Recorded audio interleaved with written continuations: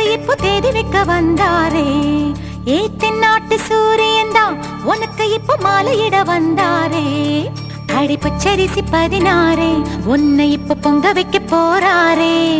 உன் கண்ணக்குழி ஓரத்துல முத்தமிட்டு கப்பல் விட போறாரே.